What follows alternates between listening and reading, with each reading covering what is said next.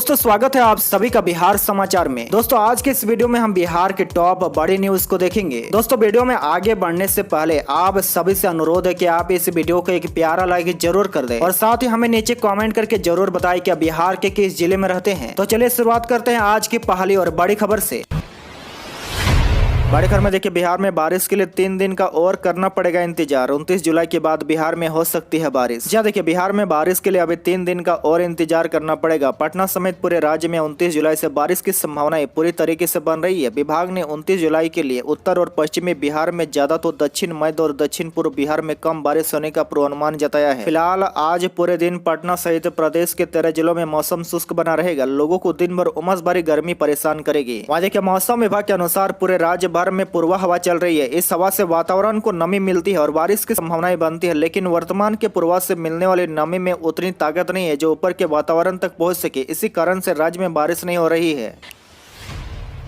देखिए, बिहार में बारिश नहीं होने से सूखे जैसे हालात, किसानों को मुफ्त बीज बांटेगी नीतीश सरकार। देखिए, कृषि मंत्री कुमार सर्वजित ने कहा कि सूखे के हालात पर सरकार की नजर है। किसानों को हर संभव मदद की जा रही है। जरूरत पड़ी तो सूखाग्रस्त घोषित कर और सहायता दी जाएगी। विकास भवन स्थित कार्यालय में बुधवार को मीडिया से बात करते हुए उन्होंने कहा कि डीजल अनुदान के लिए अभी तक करीब 14,000 किसानों ने आवेदन किया है। अधिकारियों से कहा गया कि आवेदन में त्रुटि रहने पर रद्द करने के बजाय उसमें सुधार करवाएं। इसके लिए 150 करोड़ दिए गए हैं। किसानों को 12 घंटे बिजली की उपलब्धता सुनिश्चित कराई जा रही है। सभी डीएम से कहा गया कि कृषि फीडर से किसानों को दी जा रही बिजली में कटौती न हो। प्राथमिकता के आधार पर सिंचाई के लिए बिजली ज्यादा दे। साथ ही उन्होंने बताया कि 15 अगस्त तक धान की रोपनी नहीं होने की स्थिति में किसानों को आकस्मिक फसल योजना के तहत निःशुल्क बीज दिए जाएंगे। 15 फसलों में अल्प अवधि के धान, शक्कर, मक्का, अरहर, उड़द, तोरिया, सरसों, मटर, भिंडी, मूली, कुल्थी, मडवा, सावा, कोदो, ज्वार और बरसीम के 41,264 क्विंटल बीज की व्यवस्था की गई है। कृषि निदेशक आलोक रंजन घोष भी इस मौके पर मौजूद रहे। बड़ी खबर में देखिए, बिहार के सरकारी स्कूलों में अब हर महीने होगा निरीक्षण। के पाठक का आदेश, राज्य के सभी डीएम को लिखा लेटर। देखिए, बिहार में अब सरकारी विद्यालयों के निरीक्षण की अब स्थायी व्यवस्था होगी। इसके लिए मॉनिटरिंग अभियान को मॉनिटरिंग व्यवस्था में बदल दिया गया है। इसके तहत अब सरकारी विद्यालयों का नियमित मॉनिटरिंग किया जाएगा। जिलों के डीएम को इसका टास्क सौंपा गया है। इस संबंध में गुरुवार को शिक्षा विभाग के अपर मुख्य सचिव के पाठक ने सभी जिलाधिकारियों को पत्र लिखा है। इसमें उन्होंने विद्यालयों के निरीक्षण अभियान को स्थायी निरीक्षण व्यवस्था में बदलने की जानकारी दी है। जिला अधिकारियों को पत्र में भेजे अपर मुख्य सचिव ने उनसे कहा कि विद्यालय निरीक्षण अभियान को आशातीत सफलता मिली है, इसलिए इस निरीक्षण अभियान को निरीक्षण व्यवस्था में बदला जा रहा है। ऐसे में वे प्रत्येक माह इस व्यवस्था के अनुसार निरीक्षण का रोस्टर स्थायी रूप से निर्गत करें ताकि विद्यालय का निरीक्षण स्थायी प्रक्रिया बने रहे। उन्होंने इसके लिए रोस्टर बनाकर काम करने का निर्देश दिया है। बड़ी खबर में देखिए, हड़ताल पर गई आशा वर्कर हटाई जाएगी, काम में बाधा पहुंचाने पर होगा मुकदमा, एक्शन में नीतीश सरकार। देखिए, बीते 12 जुलाई से राज्य के 90,000 से अधिक आशा कार्यकर्ताओं की अनिश्चितकालीन हड़ताल पर अब राज्य सरकार ने सख्त रुख अपनाने का निर्णय लिया है। राज्य स्वास्थ्य समिति ने बुधवार को सभी जिलाधिकारियों को पत्र लिखकर कहा कि नियमानुसार आशा कार्यकर्ताओं को 4 कार्य अनिवार्य रूप से करने को कहा है। ऐसा नहीं करने वालों को चयन मुक्त की कार्रवाई की जाएगी। साथ ही कार्य में बाधा पहुँचाने वाले आशा कार्यकर्ताओं पर नामजद मुकदमा किया जाएगा। वहीं दूसरी तरफ में बिहार राज्य आशा कार्यकर्ता संघ अध्यक्ष शशि यादव व आशा एवं आशा फैसिलिटेटर संघ अध्यक्ष मीरा सिन्हा ने कहा कि आशा कार्यकर्ताओं से 52 तरह के काम लिए जाते हैं। इस बार ठोस वार्ता के बाद ही हड़ताल समाप्त होगी। वहीं संघ के मांगों में प्रोत्साहन राशि के बदले 10,000 मानदेय देने, अश्विन पोर्टल से भुगतान शुरू होने से पहले सभी बकाया राशि का भुगतान करने, मासिक पारितोषिक राशि का अद्यतन भुगतान व एकरूपता लाने, कोरोना काल में काम करने के लिए सभी आशा कार्यकर्ताओं को 10,000 रुपये कोरोना भत्ता देने का शामिल है। बड़ी खबर में देखिए, 15 अगस्त से राज्य के सभी सरकारी स्कूलों में होगी कंप्यूटर की क्लास, हेडमास्टर को मिली जिम्मेदारी। देखिए, बिहार में शिक्षा विभाग की कमान जब के पाठक में हाथों लगी है, तब से वे लगातार कुछ न कुछ नया करने में जुटे हुए हैं। इसी कड़ी में उन्होंने निर्णय लिया है कि राज्य के सभी सरकारी विद्यालयों में 15 अगस्त से कंप्यूटर की क्लास शुरू होगी। के पाठक ने इस संबंध में तैयारियां सुनिश्चित करने का आदेश बिहार शिक्षा परियोजना परिषद और राज्य शिक्षा शोध एवं प्रशिक्षण परिषद को दिया है। के पाठक के आदेश के मुताबिक स्कूल में कंप्यूटर की पढ़ाई की व्यवस्था विंडो ऑपरेटिंग सिस्टम के माध्यम से की जाएगी। दरअसल शिक्षा विभाग के अपर मुख्य सचिव के पाठक ने प्रत्येक माध्यमिक और उच्च माध्यमिक विद्यालय में 20 लैपटॉप और प्रत्येक मध्य विद्यालय में 10 कंप्यूटर सेट उपलब्ध कराने का आदेश दिया है। इसके साथ ही यह भी आदेश दिया कि राज्य के सभी सरकारी स्कूलों में किसी भी हाल में 15 अगस्त से कंप्यूटर की क्लास शुरू हो जानी चाहिए। इसको लेकर वो खुद औचक निरीक्षण भी कर सकते हैं। बड़ी खबर में देखिए, बिहार के मेडिकल कॉलेजों में लड़कियों के लिए 33% सीटें आरक्षित। बीएड कोर्स में भी नामांकन हुआ शुरू। देखिए कि राज्य के सभी मेडिकल कॉलेजों में इसी सत्र 2023-24 से लड़कियों के लिए 33% सीटें आरक्षित होगी। इसके लिए बिहार संयुक्त प्रवेश प्रतियोगिता परीक्षा बोर्ड जल्द ही रजिस्ट्रेशन की तिथि जारी करेगा। इस संबंध में स्वास्थ्य विभाग से बीसीएसई को पत्र भी प्राप्त हो गया है। अब राज्य कोटे के तहत सरकारी मेडिकल कॉलेजों में 1321 सीटें चिन्हित है, जिनमें से 396 महिलाओं के लिए सुरक्षित होगी। बीसीएसई के लिए विशेष कार्य पदाधिकारी अनिल कुमार सिन्हा ने बताया कि सरकारी मेडिकल कॉलेजों में एमबीबीएस और बीडीएस कोर्स में नामांकन की प्रक्रिया इसी माह के अंत तक प्रारंभ होगी। जानकारी के लिए बता दें कि राज्य के डोमिसाइल प्राप्त छात्र छात्राएं नीट यूजी के स्कोर के आधार पर नामांकन के लिए रजिस्ट्रेशन करेंगे। राज्य के कोटे की 85% सीटों पर नामांकन के लिए जल्द ही बीसीएसई की वेबसाइट bcseBoard.bihar.government.in पर विस्तृत जानकारी अपलोड कर दी जाएगी।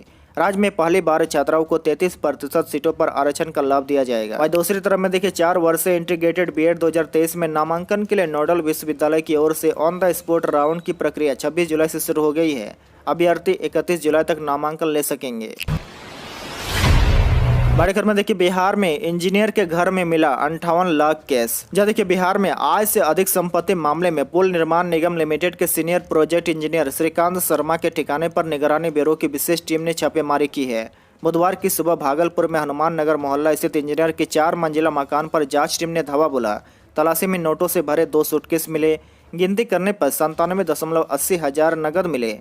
1.25 किलो सोने के आभूषण के अलावा सोने के बिस्कुट और 3 किलो 230 ग्राम चांदी के गहने भी बरामद हुए हैं। इनका मूल्य करीब 69 लाख रुपए आका जा रहा है। लगभग 30 स्थानों पर जमीन जायदाद से संबंधित कागजात मिले हैं। इसमें जमीन के प्लॉट से जुड़े कागजात सर्वाधिक है। ये प्लॉट पटना, भागलपुर, देहरादून, ऋषिकेश और मुंगेर में है।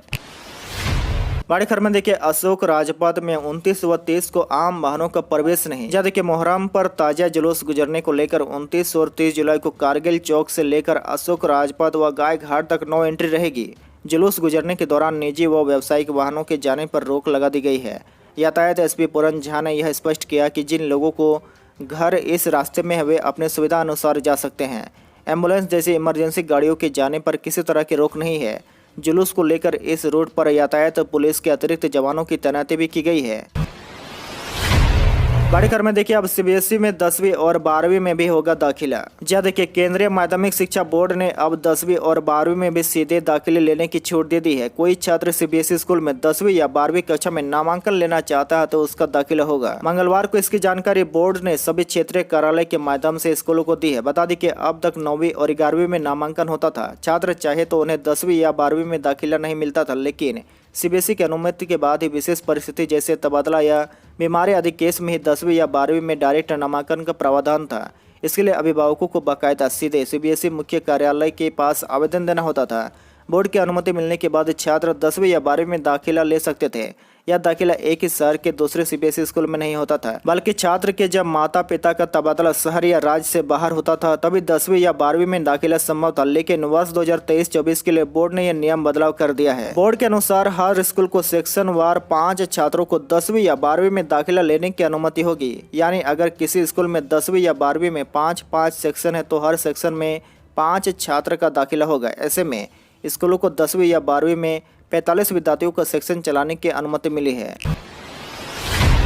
बड़ी खबर में देखिए, मलमास मेला के लिए पटना से राजगीर के लिए शुरू हुई 3 नई बसें। अब तक 9 लाख से अधिक लोगों ने कुंड में किया स्नान। देखिए ऐतिहासिक मगध साम्राज्य की राजधानी राजगीर में लगे मलमास मेला के मद्देनजर बिहार राज्य पथ परिवहन निगम ने पटना से राजगीर के लिए 3 नई बसों का परिचालन शुरू किया है। ये बसें मलमास मेला के लिए समाप्त होने यानी 17 अगस्त तक चलेगी। पटना से राजगीर के लिए बीएसआरटीसी यानी कि बिहार राज्य सड़क परिवहन निगम की ओर से पहले 6 बसें जा रहे थे, लेकिन मलमास मेले में श्रद्धालुओं की भीड़ को देखते हुए उनकी सुविधा के लिए अब 9 बसें चल रही है। राजगीर के लिए चलने वाली ये बसें पटना के बांकीपुर बस स्टैंड से राजगीर सरकारी बस डिपो तक चलती है। इनमें 4 इलेक्ट्रिक, 4 सीएनजी और 1 सेमी डिलक्स बस है।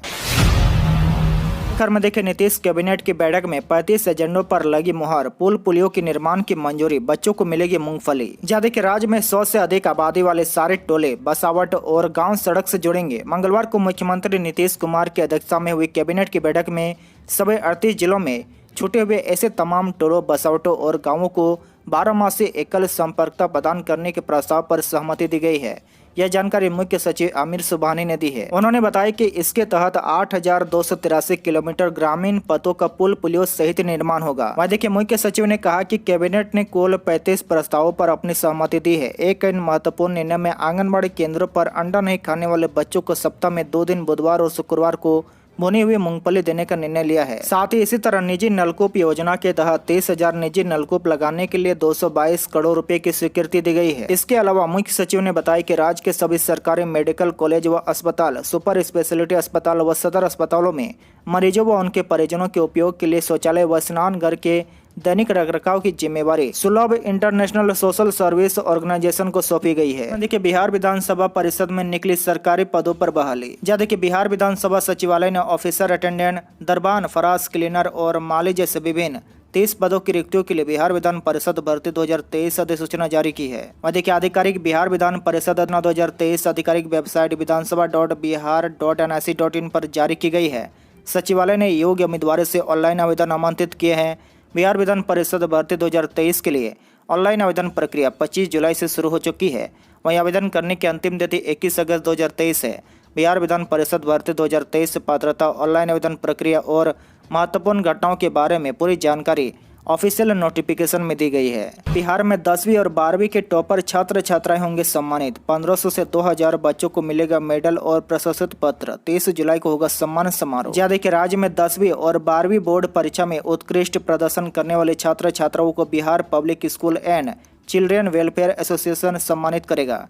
इसके लिए 30 जुलाई को पटना के रविंद्र भवन में सम्मान समारोह का आयोजन किया जा रहा है। इस समारोह में 1500 से 2000 बच्चों को मेडल और प्रशस्ति पत्र देकर सम्मानित किया जाएगा। देखिए संगठन के राष्ट्रीय अध्यक्ष डॉक्टर DK सिंह ने कहा है कि संगठन हर साल प्रतिभा सम्मान समारोह का आयोजन करता है। इस साल भी 30 जुलाई को प्रतिभा सम्मान समारोह का आयोजन किया जाएगा। इसमें बिहार के सभी निजी विद्यालय के सभी संकाय के 10वीं और 12वीं के छात्र छात्राएं जिन्होंने 80% से अधिक अंक प्राप्त किया हो उन्हें संगठन सम्मानित करेगा। बड़ी खबर में देखिए बिहार के कई जिलों में फैला आई फ्लू का संक्रमण, जाने लक्षण और बचाव के उपाय। देखिए बिहार के विभिन्न जिलों में आंखों का वायरल इन्फेक्शन तेजी से फैल रहा है। खासकर बच्चों में यह वायरल तेजी से फैल रहा है। राज्य के विभिन्न PSC में लगातार वायरल इन्फेक्शन से मरीज आ रहे हैं, उनका इलाज किया जा रहा है। बीमार बच्चों ने स्कूल जाना बंद कर दिया है। वैसे डॉक्टरों का कहना है कि आई फ्लू एडिनो वायरस है जो एक वायरल डिजीज है। स्वास्थ्य विभाग के पास इसके लिए आई ड्रॉप है जिसे डालने से 2 से 3 दिनों में यह ठीक हो जाता है। गोपालगंज समेत कुछ जिलों में इसको लेकर मेडिकल टीम का भी गठन कर लिया गया है। वह देखिए गोपालगंज से मिली जानकारी के अनुसार गंडक नदी से सटे नए इलाकों में आई फ्लू ने तेजी से पांव फैलाना शुरू कर दिया है। एक से दूसरे बच्चों में यह वायरस तेजी से फैल रहा है। वहीं के शहर के प्रमुख eye surgeon doctor Vishal Kumar ने बताया कि आंखों में पानी आना, आंखों का लाल होना, फोटोफोबिया, आंखों की परत में रक्तस्राव इसके अहम लक्षण है। संक्रमण को फैलने से रोकने के लिए आंखों को कम से कम छूना चाहिए। मोबाइल और टीवी नहीं देखना चाहिए।